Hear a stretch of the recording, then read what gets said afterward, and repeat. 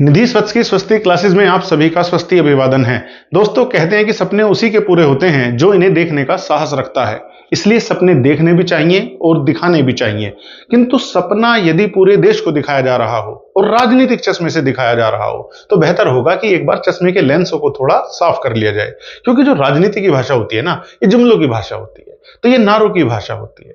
और नारा तो इस देश में 1971 में इंदिरा गांधी जी ने दिया था, गरीबी हटाओ का। चुनाव भी जीती, लेकिन क्या कमाल की बात है कि उसके बाद की तमाम सरकारें भी गरीबी हटाओ के नाम पर ही चुनाव लड़ती रही। और हालत यह है कि ये वाली सरकार भी एक तरफ तो दावा करती है कि 2013-14 से लेकर 2023 तक इस सरकार ने 25 करोड़ लोगों को गरीबी रेखा से बाहर निकाला है। नीति आयोग का डेटा है ये। और दूसरी तरफ यही सरकार 80 करोड़ लोगों को प्रति माह 5 किलोग्राम राशन मुफ्त प्रोवाइड कराती है। ये कैसा विरोधाभास है। इसीलिए विरोधाभास नजर आता है उस सपने में जो देश के प्रधानमंत्री ने 77वें स्वतंत्रता दिवस पर पूरे देश को दिखाया कि 2047 तक भारत एक विकसित राष्ट्र बनेगा और उनके तीसरे कार्यकाल में भारत विश्व की तीसरी सबसे बड़ी अर्थव्यवस्था भी बनेगा।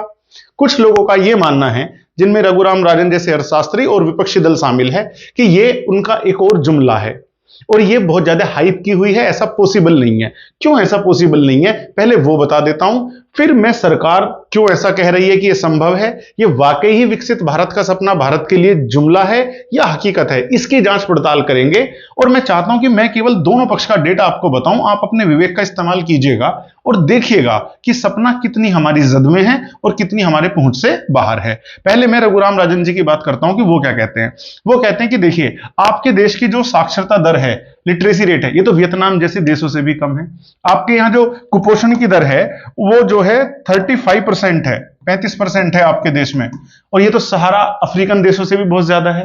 आपके यहां जो ग्रेड 3 का स्टूडेंट है उसमें से केवल 20.5% छात्र ही ऐसे हैं जो ग्रेड 2 की किताबें पढ़ पाते हैं। अरे यहां पर तो रेलवे की नौकरी के लिए आवेदन होते हैं, 1,20,00,000 लोग आवेदन करते हैं। और कमाल की बात यह है कि वो गलत नहीं कह रहे, डेटा तो बिल्कुल ये सही बोलता है। लेकिन फिर सरकार के पास ऐसा क्या जादू टोना या क्या मंत्र है, क्या जादू की छड़ी है कि सरकार यह दावा करती है कि नहीं, हम तो तीसरी सबसे बड़ी अर्थव्यवस्था बनेंगे। आइए देखते हैं कि पहले भारत की स्थिति क्या है, विकसित देश क्या होता है, विकासशील देश क्या होता है, भारत किन लक्ष्यों तक पहुंच पा रहा है, किन तक नहीं पहुंच पा रहा है। देखो, पहली बात पहले बता दूं, अगर भारत ये काम नहीं कर पाएगा, यानी कि तीसरी सबसे बड़ी अर्थव्यवस्था या दूसरी या पहली भी और विकसित राष्ट्र 2047 तक यदि भारत नहीं बन पाएगा तो फिर विश्व का कोई और देश बन नहीं पाएगा। लेकिन सपने देखना और उनको पूरा करना दो अलग अलग चीज हैं। मैं पहले जरा आपको थोड़ी सी स्थिति वर्तमान की दिखा देता हूं।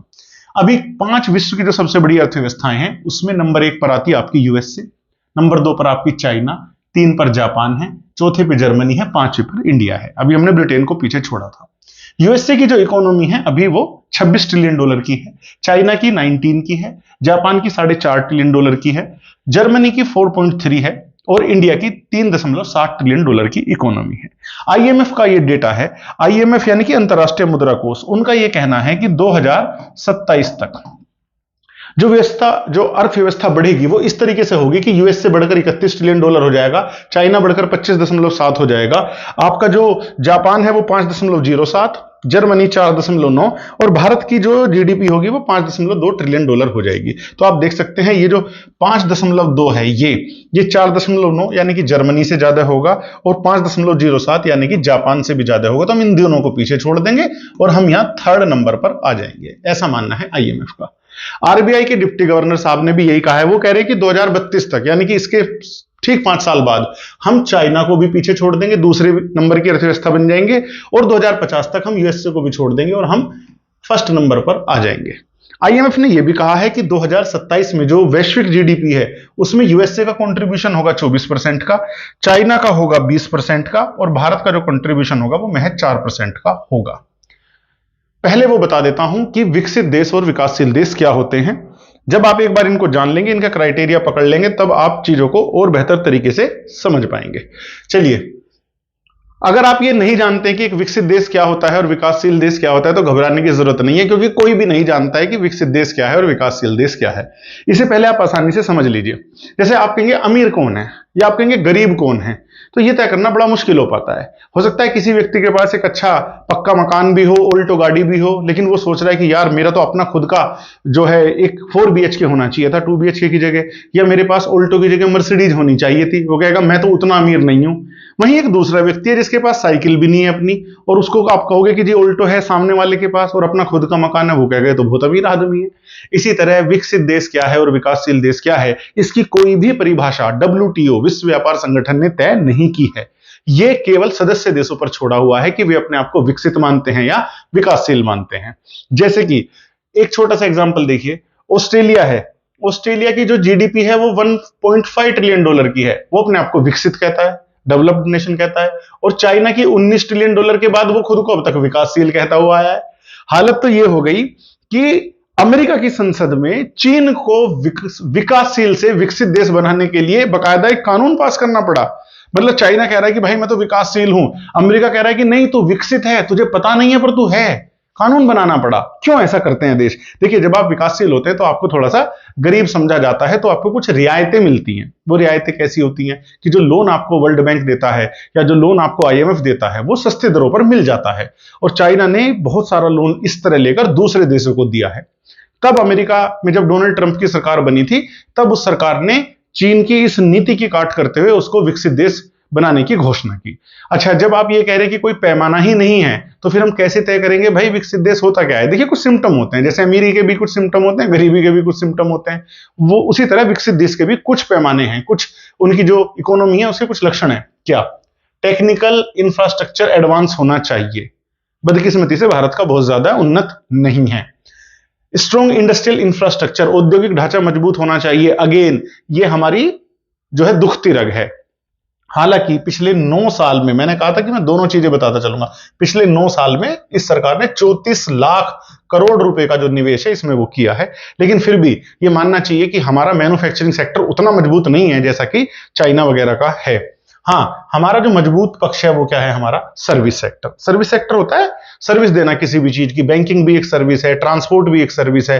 आप नाई के वहां बाल कटाने जा रहे हैं, उसको पैसे दे रहे हैं, वो भी सर्विस है। टीचर है, आप उससे ट्यूशन पढ़ रहे हैं, उसको बदले में फीस दे रहे हैं, ये भी सर्विस है। भारत का सर्विस सेक्टर बहुत ज्यादा मजबूत है। तो ये हमारा मजबूत पक्ष, या दो हमारे कमजोर पक्ष। Quality health facilities to citizen, यानी कि नागरिकों को अच्छी गुणवत्ता वाली स्वास्थ्य सुविधाएं मिले। स्वास्थ्य और शिक्षा पर, दोनों पर ही पहुंच भी अच्छी हो। क्या है क्या नहीं है, थोड़ा सा मैं इस बात को अभी यहां रोकूंगा, आगे बताऊंगा आपको वीडियो में कि क्या हमारी स्थिति है स्वास्थ्य और शिक्षा को लेकर और क्या हमें और करने की जरूरत है। चलिए, ये तो मैंने सिम्टम बताए। फिर भी आप कैसे तय करेंगे कि कोई देश विकसित है या विकासशील? उसका सबसे बढ़िया पैमाना ये लगता है, इसको 2 कारकों पे, 2 फैक्टर्स पर तोल सकते हैं। एक इकोनॉमिक फैक्टर्स, आर्थिक कारक। दूसरा नॉन इकोनॉमिक फैक्टर, गैर आर्थिक कारक। पहले आर्थिक कारक की बात करेंगे, फिर गैर आर्थिक कारक की तरफ जाएंगे। देखिए, इकोनॉमिक फैक्टर्स पर जब आप देखते हैं तो आपको कुछ चीजों पर ध्यान देना होता है, जैसे पर कैपिटा इनकम, इंडस्ट्रियलाइजेशन का लेवल क्या है, टेक्निकल इंफ्रास्ट्रक्चर कैसा है, और लोगों का जीवन का जो रहन सहन का स्तर है वो कैसा है। मैं इसमें से सबसे इंपॉर्टेंट जो है वो पर कैपिटा इनकम वाला आपको बता देता हूं। पर कैपिटा इनकम का बहुत इंपॉर्टेंट है। देखिए कैसे, अमेरिका की जो पर कैपिटा इनकम है वो लगभग $76,400 है। चाइना की 12,500 के करीब मिलेगी आपको। ठीक, अब देखो यहीं पर पेच फंसा हुआ है। कहने को हमसे ज्यादा जो अभी हमने जिसको पीछे छोड़ा है ब्रिटेन को, उनकी अर्थव्यवस्था हमसे कम है, वो 6ठे पर है, हम 5वें पे है। लेकिन हमारी जो है वो कितनी है? वो $2,400 है केवल आसपास इसके। हमारे यहां यही सबसे बड़ा खेला है। हमारी प्रति व्यक्ति आय बहुत कम है। बांग्लादेश की भी 2793 के करीब है, यानी कि हम हमारे से ज्यादा है। यहां तक कि हमारा जो उत्तर प्रदेश है उसकी भी प्रति व्यक्ति जो आय है वो $1,000 के आसपास है, जो तंजानिया और नेपाल जैसे देशों से भी पीछे है। भाई ये होती क्या है प्रति व्यक्ति आय, कैसे निकालते हो? बहुत आसान है।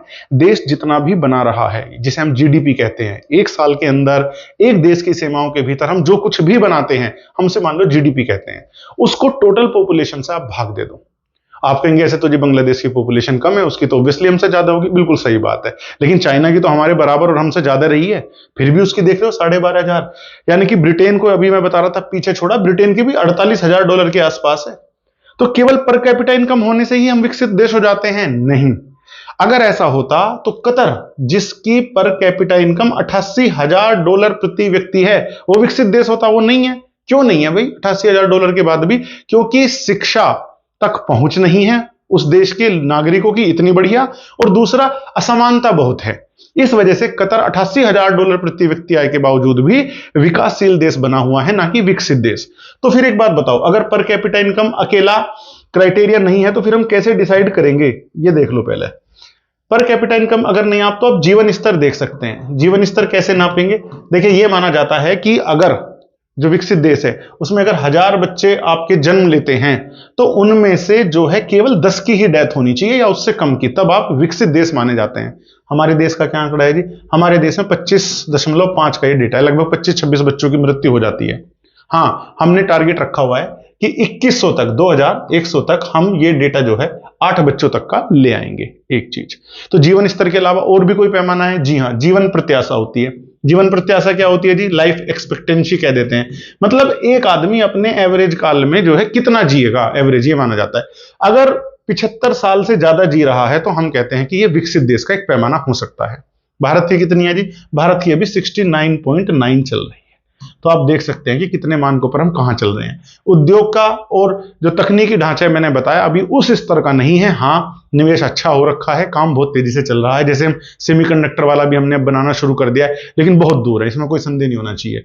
लोगों का रहन सहन का स्तर कैसा है, इस पे अपने अलग अलग पैमाने हो सकते हैं, ये आप मुझसे बेहतर जानते होंगे।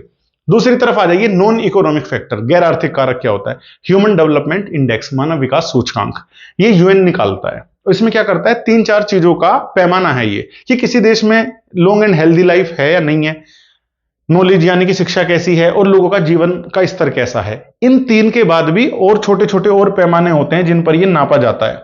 उसके बाद एक रेटिंग दी जाती है 0 से 1 के बीच में। तो भारत की कितनी है जी? भारत की 0.64 है। अगर 0.8 से ज्यादा होती है तब हम कहते हैं कि ये विकसित देश है। तो इस पैमाने पर भी हम पीछे हैं। हमारी रैंक 134 है, अभी 193 में से, पहले 135 थी, 132 इसी के इर्द गिर्द ये घूमती रहती है। तो यानी कि अभी हमें इस मोर्चे पर भी काफी काम करने की जरूरत है। ये तो आपने देख लिया कि विकसित देश कैसे होते हैं और विकासशील देश कैसे होते हैं। अब आ जाते हैं कि भाई हमारे सामने मेन समस्याएं क्या क्या हैं, क्यों नहीं बन पा रहे हैं। देखो, पॉपुलेशन, भाई इस पे लेकर बहस होती है, पक्ष वाले भी कहते हैं, विपक्ष वाले भी कहते हैं। मैं ये कहता हूं कि भाई जनसंख्या हमेशा दोधारी तलवार है आपकी। दोधारी तलवार है जी, कैसे है? क्योंकि जनसंख्या का फायदा होता है, अनडाउटेडली होता है, लेकिन कब? तब वो हो स्किल्ड। हमारे यहां की जो जनता है वो क्या नहीं है? वो स्किल्ड नहीं है, कौशल नहीं है उसके पास। और अगर कौशल नहीं है तो क्यों नहीं? क्योंकि हमारे एजुकेशन सिस्टम में प्रॉब्लम है। मैं आगे बताऊंगा जरा।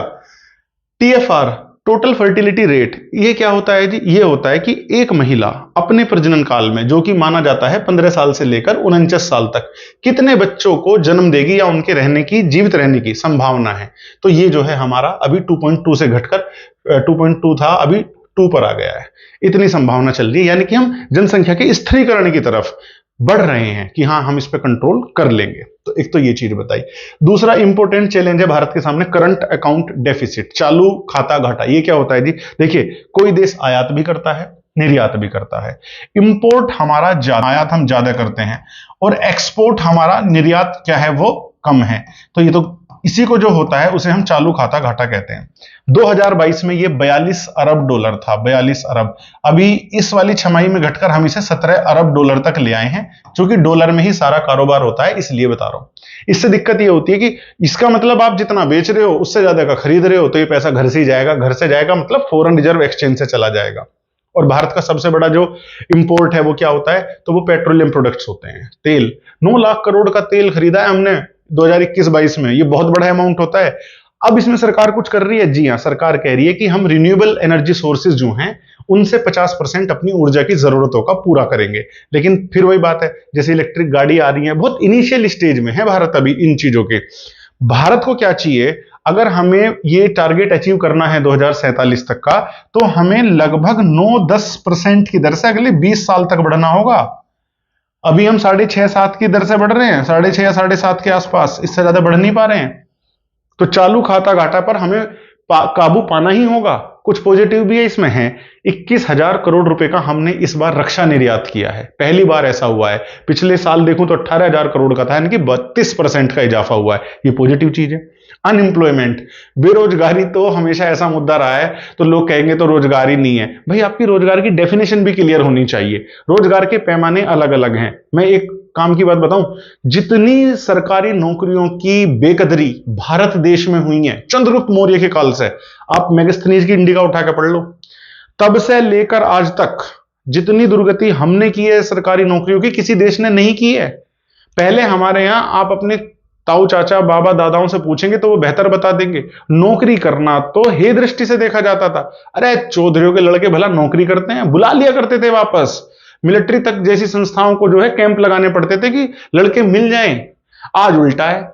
और कमाल की बात यह है, हर सरकार ये कह रही है, जैसे कांग्रेस की सरकार अभी अगर आती है तो घोषणा पत्र में वो कह रहे हैं 30 लाख को हम जो है रोजगार देंगे।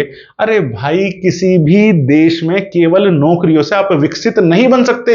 आप जापान को उठाइए, आप यूरोप को, आप अमेरिका का उदाहरण देखिए, वहां सरकारें आती हैं, वो कहती है कि हम सरकारी नौकरियां कम करेंगे। तो क्या करेंगे आप? हम प्राइवेट सेक्टर में उस पर खर्चा करेंगे और वहां से रोजगार सृजन करेंगे हम। यार 2 करोड़ तो आपके यहाँ केंद्र सरकार के और राज्य सरकार के सरकारी कर्मचारियां मिला के कितना लोगों को आप सरकारी नौकरी दे सकते हो? तो जनता को भी सोचना चाहिए और सरकार को भी सोचना चाहिए। ये शिगुफा है केवल। तो बेहतर ये होगा कि आप अपनी इकोनॉमी को कैसा मोड़ें, तो आप उसे रोजगार की तरफ मोड़ें। लेकिन जब हम रोजगार की तरफ मोड़ते हैं, अब मेरा रोजगार से मतलब क्या है, मैं उसमें काम धंधे भी गिन रहा हूं, बिजनेस भी गिन रहा हूं। बिजनेस से ही तरक्की होती है।